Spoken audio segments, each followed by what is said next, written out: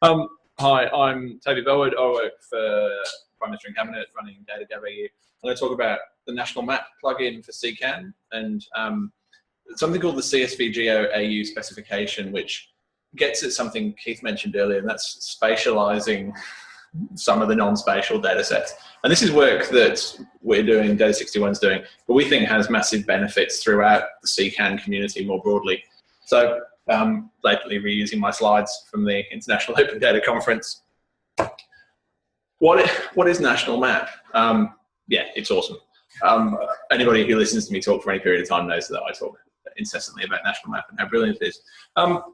It started its genesis as a way of visualizing spatial data for the Australian government. Data61 have been working on this for about 2 years. It's an open source project. It's for browsing 2D, 3D data. The whole concept is, though, it doesn't store any of the data itself. It's all sourced from open data portals, from spatial portals, from ArcGIS, from GeoServer. Handles hundreds and hundreds of potential sources and combinations, and more are coming online all the time. And yeah, it's open source. I'll go through my slides and then I'll just see if I can do a quick live demo at the end. It's a familiar interface to people. It looks, I'm going to say, like Google Maps. It doesn't look like Google Maps at all, but it works in a similar fashion. It does your mapping, does your browsing, does your feature windows, legends, selecting stuff and showing. But most importantly for this audience is it works with CKAN. And there's two functions of this. It can act as a spatial preview. So inside of CKAN, we can see a little spatial preview of a data set inside the national map format. But it connects to the catalog to provide it with data from a standalone point of view. So if you're running, being an open source project, you can fire up your own copy of Terrier.js, the software underpinning National Map. It's so easy, even I can manage to do it. But this can connect direct to CKAN instances and pull in all of your WFS, WMS, GeoJSON, KMLs into there and build the catalog for you. So for those that don't know, data.gov.au is an implementation of CKAN. CKAN's awesome. So we talked a little bit about the uses of spatial previewer. Handles those formats. The CSV-GEO-AU, I think, is one of the more exciting things that I've seen in this area. And I'll go through a little bit of a demonstration of what that is. But it works inside the CKAN, works in an iframe. We've got it in use currently on data.gov.au.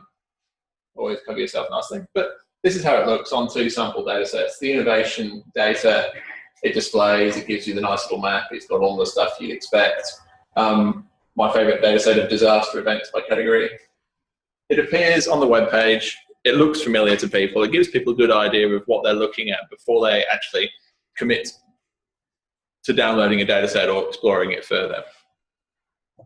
There is some work going on this extension inside Data61 currently. We're hoping to have that available shortly. One of the coolest features is the ability to bump data out of your CKAN portal into an external map. And as you trawl through your portal, as you find more and more data sets, you can add those data sets into your external map window. So you can sort of go through and collect data as such and aggregate it outside. If I keep writing this month on slides, no one's ever going to think we're delivering late. So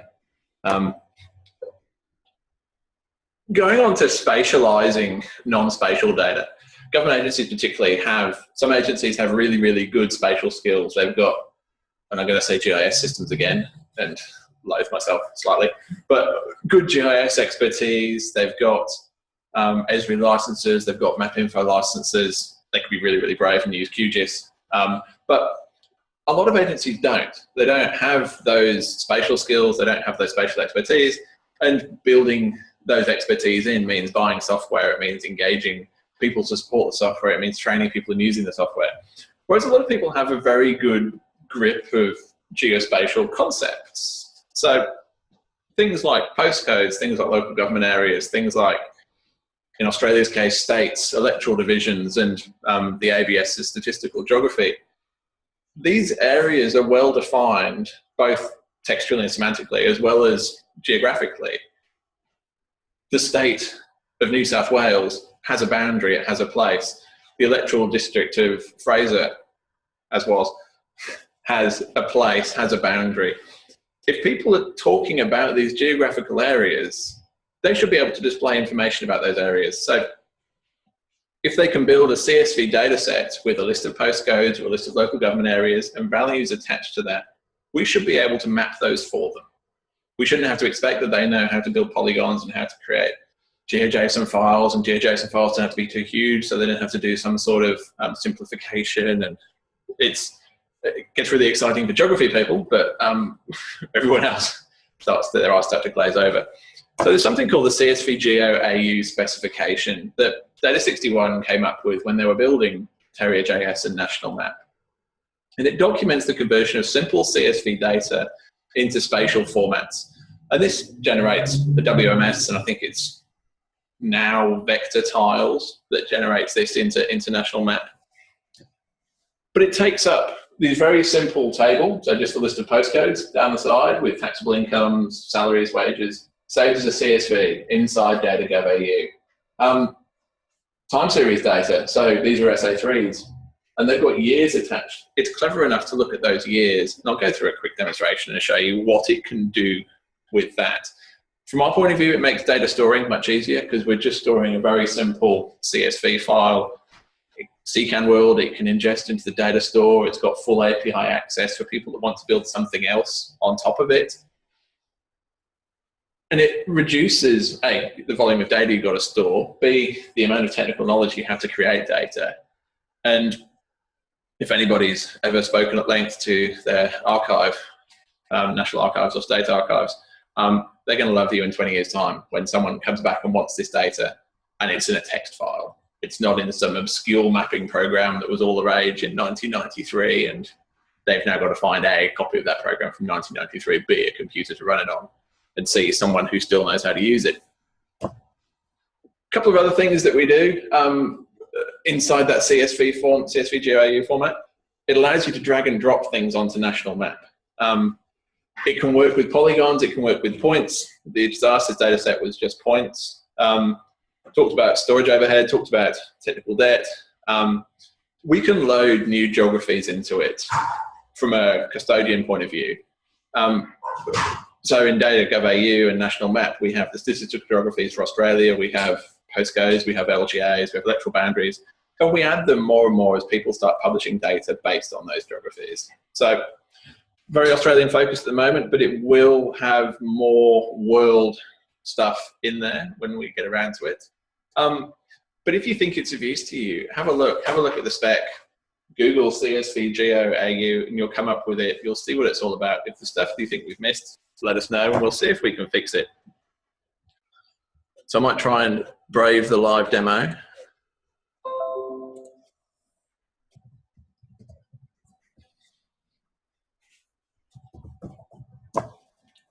So if I have a look at this innovation data set, don't ignore completely the order that I'm typing these words in.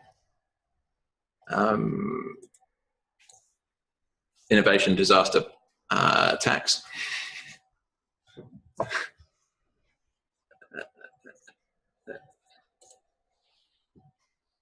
So the disaster events, it looks like a normal CKAN record. We've got the Data Explorer, if it works.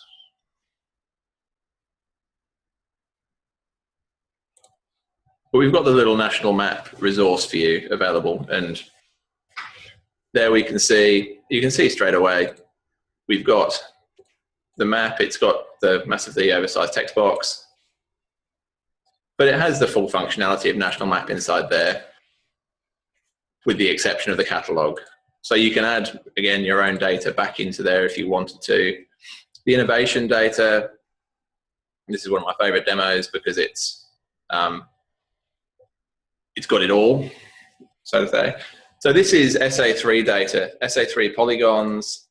It's got time series components, so we can see the little time series bar crawling across the bottom. So there's new data in here for every for every year. So if we look at something like new business entries, has annual change. And we can see as it goes through, theoretically, the years, you can see the map refresh and redraw. The info boxes work, so that'll give you the data for the individual year. As the years change on the bottom, it'll increase the year. This is just a very plain and simple CSV file, he says, and then it doesn't load. So the disaster events was loaded from lat longs. The SA3s is the ABS geography.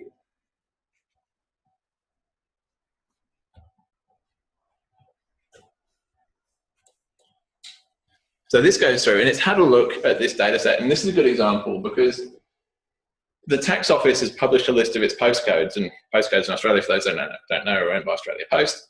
So the Bureau of Statistics approximates postal areas. So there's a number of postcodes in this data set that don't exist in the map. And rather than chucking a wobbly and falling down, it just comes back and it says, well, I don't know what those postcodes are, but this is what postcodes I do know. So we can, for each of these postcodes, we can see what the taxable incomes are. If I go into the national map view, we can have a quick look at the innovation data set again. And I can even spell it right.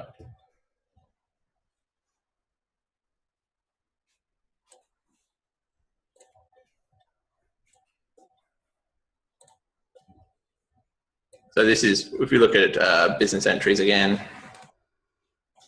we'll try and find the ACT. Oh, interesting. So I can see the value here for Gungahlin. It's got all the data, it's a giant data set. One of the coolest things about this is it's picked it up and it's realized that this is a time series. So I can do a little chart of that. So I can show you the new business entries in Gungahlin.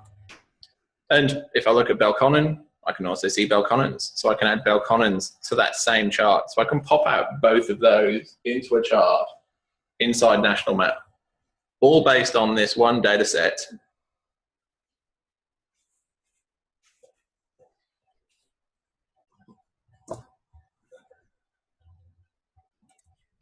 It's a plain old CSV file.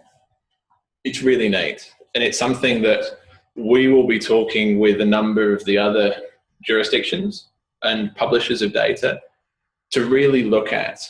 If you can publish, and you can get your publishers to publish these data sets on your data portals, they can jump into National Map really easily. Just by sticking to the specification, which is CSV, Geo, AU. And the specification documents what the right words are, what the right, how to specify points, how to specify LGAs, postcodes, the ASGS data. If you want the time series, how to talk about dates and times. And this is something that we're going to do more and more work on. We think it's a really important initiative in making this kind of data easier for people to produce. We deal an awful lot with people who don't have the rich spatial skills, but have the understanding that they want to do something in this space. They can collect the data, they can generate Excel files and CSVs. So we'll be doing more and more talking about this. It's going to play more and more a part of the role in the future of Data.gov.au, and make it an opportunity to talk a little bit about that. But we're looking at this as one of the key ways we're reforming some of the way that we're handling spatial data and we're building spatial data pipelines. So I'll finish. If you've got questions, ask now, grab me later, whatever. 2 minutes to play. I think this is the next part. We have some questions. Okay. So I mean, this looks really cool. Like, I've had to do some work in the past for consolidating like vocabulary polygon data. So, are you using the ABS data, or is that augmented with other polygon data sources? Or are you able to augment it with, like, the analogy of like US?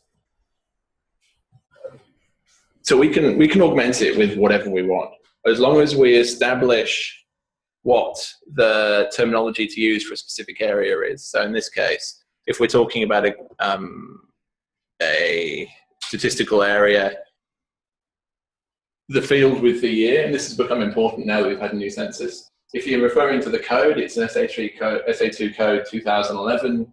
There's a shortcut to the code. Where there's an authoritative name or a code for it, this specification uses it. So it handles the country codes as well. So if you're using ISO 3166 country names, 2 and 3 digits, it will pick those up. So as long as there's a standard to refer to that polygon, the specification can handle that. If there isn't one, we may have to make one. And in some cases, it could be that a particular custodian has 100 data files about their areas. They can load their areas as long as they can establish the name and the code for it.